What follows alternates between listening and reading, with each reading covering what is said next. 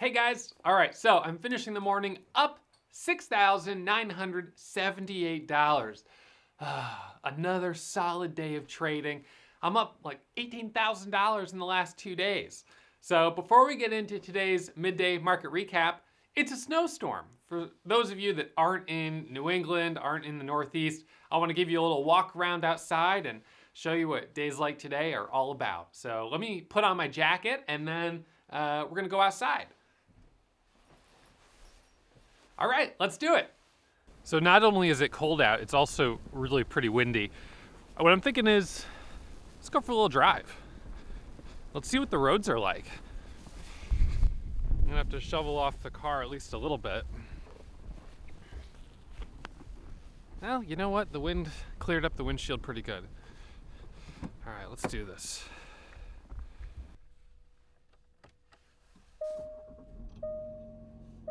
All right, so let's put this into snow mode, like that. Gravel and snow selected. What was that warning?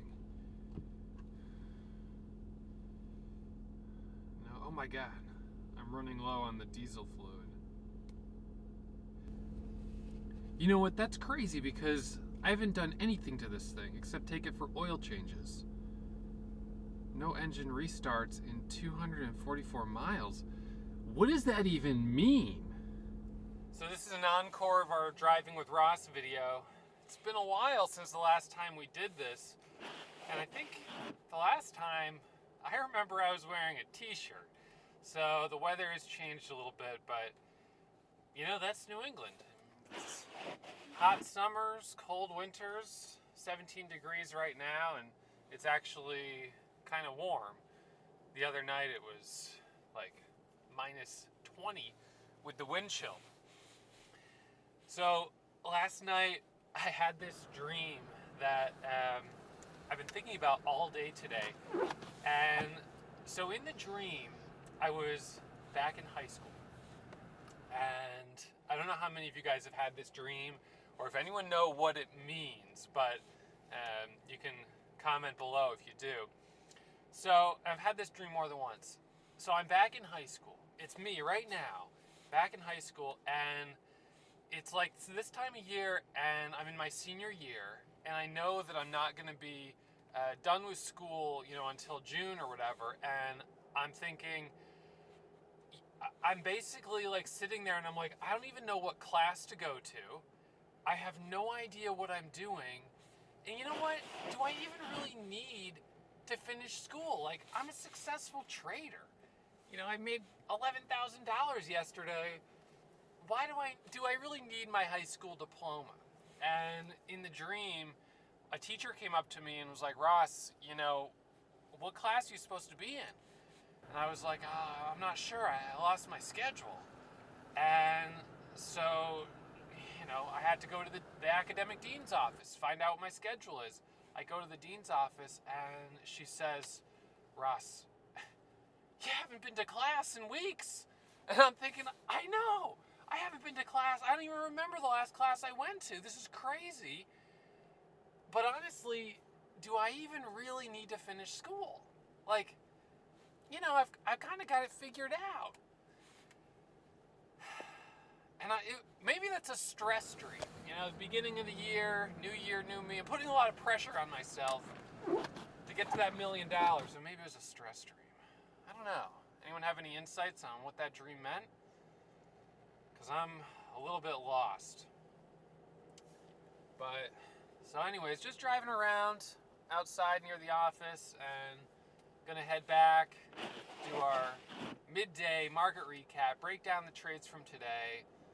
Another almost $7,000 of profit. Man, this market is just so strong. Every single day there's huge opportunities, and I'm so pumped to get my IRA account up and running so I can start building that up. I've been waiting to get the funds transferred over, but that's going to be coming soon. It says I have 230 miles left, no engine restarts in 239 miles. I don't even know what to do with that kind of information. I guess I'm going to call Land Rover and say, what's the deal? I didn't put in any diesel fluid, so saying incorrect diesel fluid detected that's not on me. I didn't do anything. All I do is drive the car. All right, well, I guess that's about it for this drive. I'm going to head back, do our midday market recap, and get into breaking down today's trades. All right, I'll see you guys there. All right, everyone. So let's get into it and break down the stocks from today. So finishing the morning up just under $7,000. Great third day of the month. CNET continuing to go stronger. We've just been seeing really decent momentum today, which, I just wasn't sure what type of opportunities we would see, but today has really just been fantastic. So we'll break down the trades from this morning, and I'll show you my P&L here. So let's drag this up. So, geez, I'm getting close to $50,000, back up to $50,000 in equity. I started the year with, what was it, around 30,000, something around 30. And so, it's nice to see those numbers boosting back up. I guess I'm sitting right now up about $14,000 on the year, which means I'm up. Today is day 239 of the $1 million challenge, and I'm at $348,000. So, getting close to 35% of the way there. It's, one of these challenges that this is a marathon. It is not a sprint. It's not about hitting $1 million in 1 month or even in 1 year. This is a long push. I don't expect to make $700,000, or $600,000 in 2018. You know what? If we have awesome trading, and I do, I'm gonna, I don't know, I'm gonna do something really special. But buy a cool car or something. But I don't think that's gonna happen. I'm not gonna set that as my intention. It's probably gonna be 2019.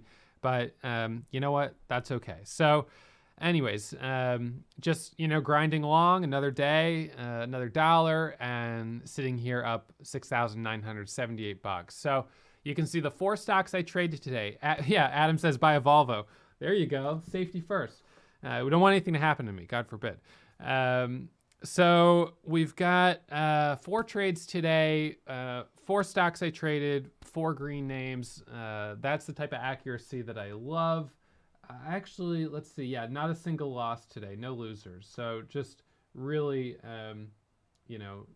slow and steady wins the race. A big improvement over Monday, where I traded, I think, 8 times, and I had 4 winners and 4 losers, which was not super impressive. So anyways, first trade of the day, let's scroll back up, was on CNET. All right, so CNET's at $5 right now. I bought it at $3. This is the one, Guzzy. I think I might have gotten the symbols confused. I was CETC. I was getting myself all confused, but it was CETC. What is it? Wasn't there a China stock that was something like that? CETX. I get these guys all confused. Anyways, CNET is the one that Guzzy made $43,000 on. Nice job there. Beautiful trade. He had a big position, but really, really awesome. And so anyways, I jumped into this right out of the gates as it started to squeeze up. I was long at $3, 7,500 shares, sold half at $3.12, quarter more at $3.11. Sold the rest $316, $309, and $305. Quick $800 right out of the gates. Yeah, Bobby Bobby Fat Fingers' older brother is Guzzy. So FTFT was the next one. This one hit our scans. We had it on watch as a possibility because it had made this big move pre-market.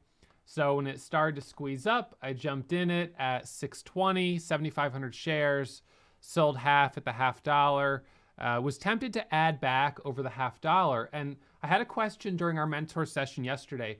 And the question was, Ross, why do sometimes you add at places like $0.50 and other times you sell? So in this case, the reason I decided to sell over the $0.50 instead of add is because on this red candle right here, I got in on the green candle, 620, spikes up to 650, but then it drops all the way back down to 618. Came all the way back down to my entry, which I didn't like. And so when it came back up, I felt like if I added at 650, what I'm doing is I'm increasing my cost basis up to like 635, but I actually can't increase my stop because it just came down to 618. So I'd be taking too much risk. So in this one, I said, you know what, I'm just going to sell on the other side of that $0.50. And so that's what I did. So I was selling at 44, 54, 58, and the rest at 44. So, hey, $2,178 is not bad, right? And Chris, so yeah, I've had a couple people say the percentage gain over invested capital. So this to me is kind of like, I don't really actively track this, but the first trade on FTFT was a 3.5% winner. The trade on CNET was a 3.75% winner. The trade on Cool was a 1% winner. And the trade on GBR was a 12% winner. So those were the percentage gains. And my account is up more than 10% today at 42,000 starting and at 6,900 right now. So like 15% gain. All right. So anyways, so yeah, that was FTFT. Then we had Cool hit the scanners. I jumped in a little aggressive. I thought, you know what? We've been seeing these stocks squeeze up, get halted. So I'm going to jump in. It pops up to the $0.50 of 350. It actually squeezed all the way up to 380, but it didn't hold that level. And I sold as it came back down. So I only made 2.5 cents roughly on 10,000 shares. And then I got in CNET again. This was a pullback at 370. So we look at this here. Let's see. So on this one, the pullback was right here. First candle to make a new high was my entry. So you can see here, entry was at 370, 369. We pop up to a high of 385. I sold at 377, 374. And, you know, it just didn't really hold up. So it only added a couple $100. And then GBR hit the scanners. GBR hit the scans. I jumped in that one at $1.84, $1.90, adding at 222, and then selling at 36.13, and the rest as it came back down. So that wasn't really the best trade. And I was almost about to trade CPAH, but that one ended up doing the same thing. It popped up and dropped back down. So at that point, I was like, you know what? I'm done for the day. We're not seeing good follow through. You know, I'm just going to take the $7,000 and be done. So, you know, those are the 4 trades today. I guess 5 trades total because I traded CNET twice. But yeah, CPAH, you can see it squeezed up, got halted, but it didn't hold up. And we saw this a little bit yesterday as well on, we saw it on Cone. Cone popped up and then dropped way back down. So when you start seeing those, you got to pull back on jumping into stocks right off the scanner. And another question I had is, you know, Ross, when do you jump into stocks right off the scanner? And when do you instead, you know, wait for like the first pullback or something like that? And when we're in a really good, strong market, I'm going to be more likely to jump into stocks right off the scanner with a 10 to 15 cent stop, 20 cents max. Because we so often see these stocks that just go from, you know, whatever, $2 to $3 without pulling back. And oftentimes they get halted and they open higher. But when I start to see stocks do what Cone is doing, which are false breakouts, I stop. I take the hands off. And there was one other one, I'm trying to remember the name of it. APHI. This was the last one that ended up popping up, hitting the scans, getting halted, opening a little bit higher. I think it got halted anyways, maybe not, but opened a little higher, but just didn't, you know, just didn't to me look safe. So you never know, but basically once I have the first loss or the first close call and, Cool was sort of a close call and GBR didn't hold up, then I say, okay, I'm going to step back, slow it down for the rest of the day, and I can always get back in if we start to see better momentum. So, that was about it for me today. And, it's a snow day. The wind's blowing. All I see outside is snow going sideways. So I'm not going to push my luck. I don't want to lose power and, end up having a screw up. So take the money, be done, and be back at it first thing tomorrow morning. Hopefully we see some good opportunities. And yeah, Chris, so I was done trading by the time CNET did the VWAP break. And yes, that was a good trade. That was a good opportunity there. If I had still been trading, I might have taken this pullback, because what I probably would have done is been watching it on the 5-minute setup right around here as soon as it broke the VWAP. I don't buy it before it breaks. I usually wait for it to break, pull back, and then get in. So you've got a couple pullback setups here. You've got a bull flag here, here, and here. 3 nice bull flags. So those are all great opportunities. And, one of the reasons that I try to really empower you guys to understand the setups is so, if I lose power, if I'm out in the snow, whatever's going on, you guys don't have to wait on me to take these trades. You see the setups, other people are calling them out, the opportunity is there. So I definitely encourage you guys to, think independently and take those trades on your own if you like them. On a day where I would have still been trading, I might have taken it. I just today happened to say, you know what, $7,000 is good. I'm just trying to rebuild that cushion, build the cushion on the year right now. And, once I have a good cushion, then I don't mind being a little more aggressive. But right now it's about building up that cushion, and that probably means getting myself up more than $50,000 on the year. So I'm only, $10,000 or $14,000 of the way there. I've got some work to do over the next couple weeks, but once I get myself a little bit of a bigger cushion, then I can afford to risk it a little bit more. So anyways, if you took that, great trade. And yeah, if I'd been still trading, I probably would have taken it with you. All right. So with the scanners, as soon as I see a stock hit the scanner, my process is, if it's giving me the audio alert, if it's beeping at me, right, with the boing noise, the boing, boing, boing, then I'll look at it and I'll see, okay, I got to pull up the symbol. I pull up the symbol real quick. I look at the chart. If I like the setup, I then will type it into my level 2. And sometimes I just press shift 1 and I'm buying, just like that. Other times I look at it and I'm thinking, well, I don't know, not quite sure, maybe, maybe not. So I wait a little bit. All right. Yeah. And this is a decent 5-minute setup here. Once again, I've lost my 9 moving average on these charts. These charts are so ridiculous that you lose your averages like all the time. They just disappear. But yeah, it's okay. The only problem is it's the 2nd, 3rd, 4th pullback, so it is getting a little extended, and it's the lunch hour. So anyways, that's it for me today.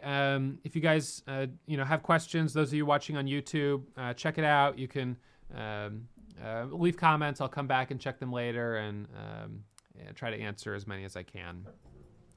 All right, so I'll let you guys enjoy the afternoon, and I'll see you all first thing tomorrow morning around 9:15 for our pre-market analysis. All right, see you guys in the morning. If you're still watching, you must have really enjoyed that video. So why not subscribe and get email alerts anytime I upload new content? Remember, when you subscribe, you become a member of the Warrior Trading family.